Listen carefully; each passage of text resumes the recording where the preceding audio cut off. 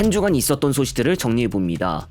가장 먼저 6월 20일부로 고양백석 대전복합 노선은 대원고속 단독 배차로 변경됨과 동시에 금에서 월요일에만 운행하는 것으로 변경됐습니다.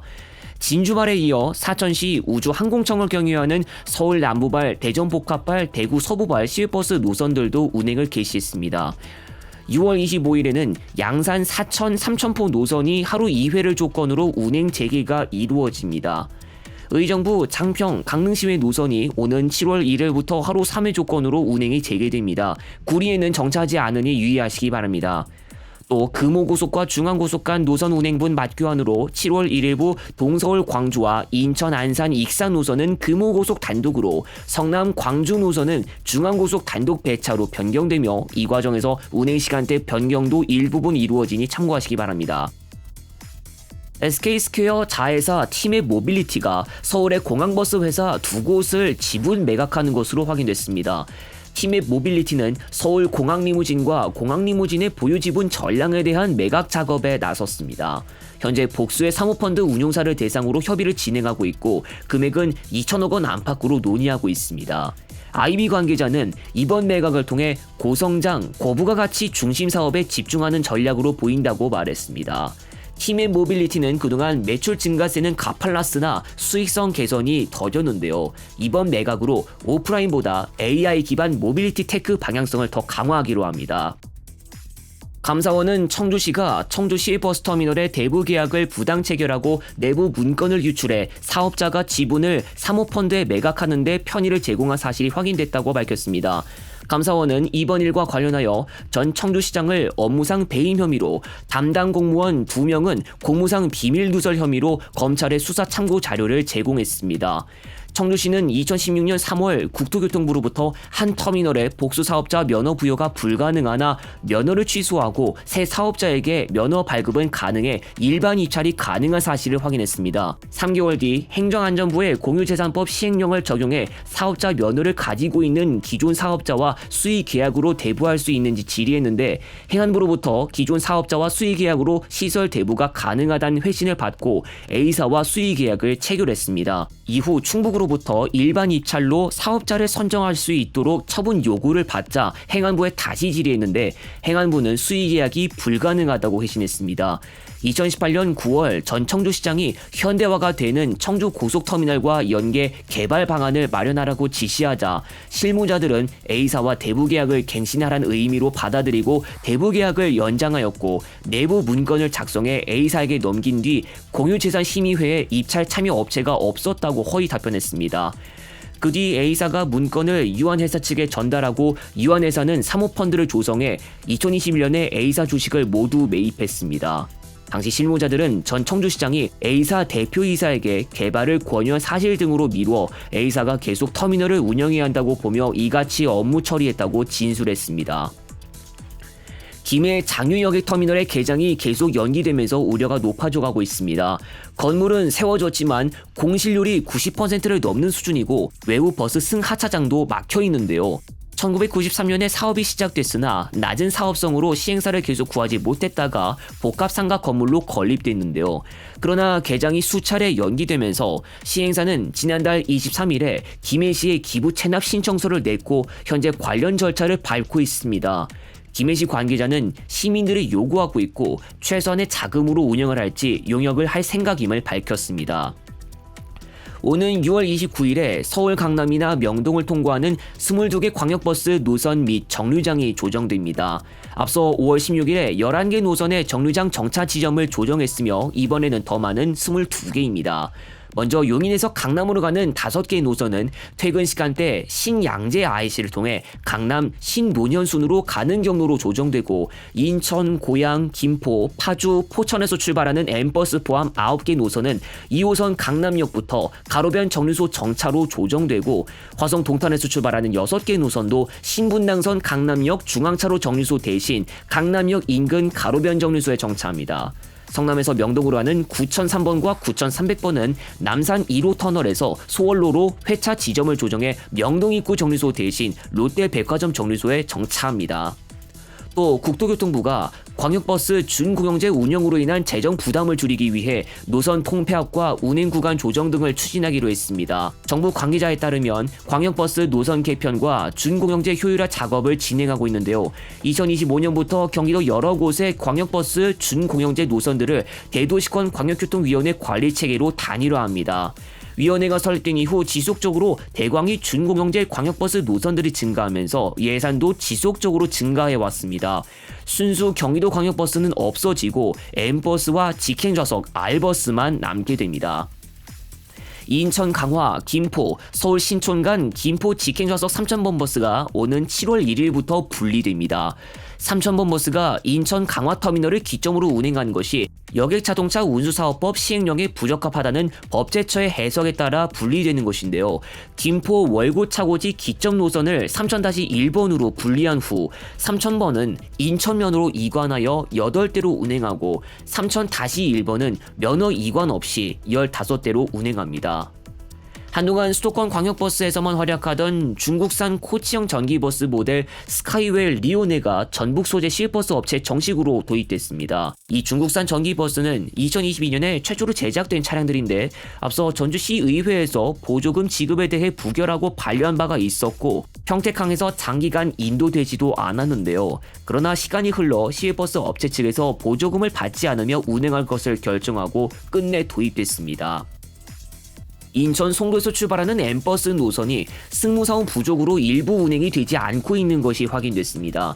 인천일보에 따르면 M6405번은 인가받은 23대 중 17대만 운행되고 있고 M6450번은 10대 중 9대만 운행되고 있습니다. 광역버스 승무사원의 급여가 시내버스 쪽보다 약 145만 원이 더 적고 승무사원 부족의 이유로 연결됐는데요. 시내버스 승무사원은 준공영제 시행으로 임금이 상승했으나 광역버스는 변함이 없었습니다. 7월부터 인천광역버스의 준공영제가 시행된다면 사원 부족 문제가 해결될 것으로 보이고 있습니다. 김해공항, 부산도심 간의 태영공항 리무진 버스 노선 운행 중단 위기가 전해지고 나서 부산광역시가 협의에 나섰지만 빈손으로 끝났습니다. 앞서 태영공항 리무진은 지속되는 적자로 인해 면허를 반납하고 폐지하겠다는 의사를 전달했는데요. 지난 14일 부산광역시와 태영공항 리무진 간의 회의에서 태영 측은 매달 1억 원가량 적자가 지속된다며 공항 리무진 정상화까지 매달 8천만 원 지원을 요구했으나 시가 올해 9,200만 원 정도 예산 지원을 고수하면서 입장차를 좁히지 못했습니다. 또 준공영제도 아니다 보니 매달 지원을 할 수 없으며 한정 면허가 종료되는 시점인 2026년 3월까지 운행을 지속할 것을 요구했지만 태영 측은 더 이상 버틸 수 없다며 이달 말에 영업을 종료하겠다고 밝혔습니다. 시에서는 실제 운영 중단을 대비해 대체버스 투입 등을 고려하고 있습니다. 나주교통의 나주-광주 간 광역노선 운행이 중단될 위기에 처했습니다. 나주교통의 광주 노선 적자가 80억 원에 달했고 최근에는 구체적인 지원 방안을 내놓지 않으면 7월부터 폐지하겠다고 나주시에 공문 발송을 통해 알렸습니다. 나주, 광주 간은 총 5개 노선이 총합 302회 운행하고 있는데요. 광주 구간의 경우 주로 학교, 대학병원, 공항과 같은 거점 쪽이라 나주 시민들의 생활과 밀접한 필수 시설에 한정됐습니다. 앞서 2019년에 999번 노선의 광주 지역 승하차 지점을 39곳까지 늘려달라고 국토교통부에 요청했지만 심의가 보류되었고 갈등도 여전합니다. 나주시의 보조금 지원받기는 딱히 방법이 없는 상황에서 나주 시내버스 운영 효율화 방안 용역 결과에 따라 향후 방향성이 결정될 것으로 보입니다. 공공기관 경영평가에서 한국철도공사가 이번에도 나쁜 성적을 받았습니다.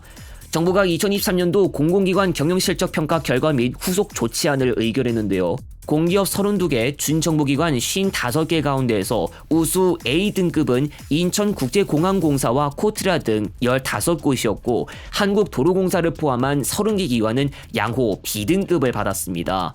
반면 한국철도공사와 한국공항공사 등 11개 기관은 미흡 D등급을 받았으며 한국철도공사에는 기관장 경고 조치가 내려졌습니다.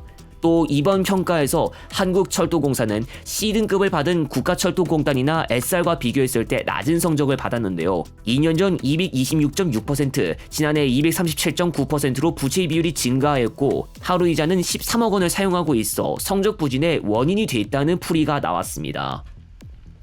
경북 김천시가 고속열차 정비 차량 기지 유치에 나서기로 했습니다. 김천시는 동력 분산시 고속열차 정비기지 설치 타당성 조사를 위해 용역을 의뢰했는데요. 기업체 유치와 인구 증가를 도모하고 철도망 구축 계획에 따라 김천 경유가 포함된 만큼 유치에 승산이 있다는 판단을 하고 있습니다. 철도 동해선의 중부 구간 개통에 맞춰 삼척시가 KTX의 삼척 연장을 추진하고 있습니다. 서울 동해간 KTX가 2010년 3월부터 운행하고 있지만 동해역에서부터 삼척 지역 간의 이동 교통편이 불편합니다.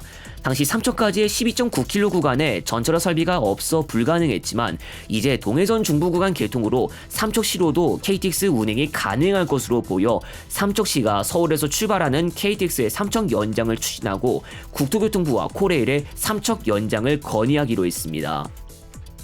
부천 대장신도시에서 서울 홍대 입구간 광역철도가 연내 착공됩니다. 18일에 주요 관계자들이 참여한 광역철도 민간투자사업 실시협약 체결에서 내년으로 예정했던 착공을 올해로 앞당기기로 했습니다. 2030년에 대장 홍대 간 노선이 개통되면 소요시간은 25분으로 예상됩니다. KTX 출퇴근 열차에 무임승차한 정황이 드러난 코레일 자회사 직원들에 대해 경찰이 무혐의 처분을 내렸습니다. 경찰은 지난달 말 코레일 자회사 직원 120명을 조사한 뒤 대부분 증거 불충분을 이유로 혐의 없음을 처분했는데 자회사 직원들의 위반 시기가 상당한 차이가 났고 CCTV 자료가 남아있지 않았음을 말했습니다. 다만 상습 무임승차를 한 일부 인원은 직결심판으로 회부했고 범칙금 5만 원이 부과되는 통고 처분을 일부 직원에게 내리기도 했습니다. 앞서 코레일테크 113명, 네트워크 7명 등 승차권 구매 없이 KTX를 이용했다며 국토교통부가 수사를 의뢰한 바가 있습니다. 한국철도공사가 전 직원들을 상대로 대법원에 명예퇴직금 반환 소송을 제기해 최종 판결을 앞두고 있습니다. 지난 3일 SRT로 이적한 전 직원 32명에 대해 명예퇴직금 반환 청구 소송을 진행하고 있는데요. 지난 최초 소송에서 서울중앙지법은 전 직원들의 손을 들어준 바가 있으나 공사가 판결에 불복하고 서울고등법원에 항소해서 일부 승소했지만 대법원에까지 항소한 바가 있습니다. 울산광역시에서 추진하는 트램에 대해 울산시민연대가 반대 의견을 냈습니다. 시민연대는 기자회견에서 졸속으로 마련되었고 사업 추진의 핵심 근거 데이터도 허위로 작성했다고 주장했습니다. 울산시는 교통 혼잡 비용이 다른 지역에 비해 연평균 10.5%씩 증가한다는 점을 들었지만 국토교통부와 한국교통연구원의 자료에 따르면 혼잡 비율은 줄어들고 있는 것으로 나타났습니다. 이에 대해 승용차를 줄이기 위한 부분이고 도시철도가 지나갈 지역을 위주로 가정한 것이라고 울산시가 설명했습니다. 3,600억 원이 넘는 사업 비용과 이용익이 부족해 경제성이 떨어지고 시간이 지날수록 도시철도 수요도 줄어드는 문제도 지적됐습니다. 울산시민연대는 도시철도 사업 자체의 전면 재검토를 요구하고 있습니다. 부산도시철도가 지난해 승차권 발매기를 모두 교체하면서 마그네틱 승차권 대신 QR코드 승차권 및 모바일 승차권이 도입됐으나 정작 기기에 심각한 결함이 있는 것으로 확인됐습니다. 취재를 하던 기자가 기기에 운전면허증을 올리더니 우대권이 발급되고 또 다른 기기 역시 우대권이 발권되는 모습을 보였습니다. 또 우대권은 최초 발급 후 15분 이내 연속 발매가 되지 않아야 하는데 연속 발매가 이루어지는 문제가 있었습니다. 부산교통공사는 그동안 이를 인지하지 못했으며 기자의 취재가 시작되고 나서야 긴급 점검에 나섰습니다. GTX-C가 착공식을 연 지 5개월이 지났으나 여전히 공사에 들어가지 못한 것으로 확인됐습니다. 정부와 건설업계에 따르면 GTX-C 사업자 현대건설 컨소시엄은 실시 계획이 승인됐음에도 착공계 제출을 하지 않았습니다. 최근 공사비가 급등하면서 자금을 대야 하는 금융사들이 손해가 예상된다며 대주단 참여에 난색을 표한 것으로 전해졌습니다. A와 B 노선도 비용과 관련한 문제로 어려움을 겪은 바 있습니다. GTX-C의 개통 목표 시기는 2028년인데 적어도 올해 1월에 공사를 시작했어야 공기를 맞출 수 있었습니다. 현대건설 측은 착공기를 내지 못했고 언제 제출할지도 미정이라고 했으며 국토교통부 관계자는 현재 현대건설과 협의 중에 있다고 밝혔습니다.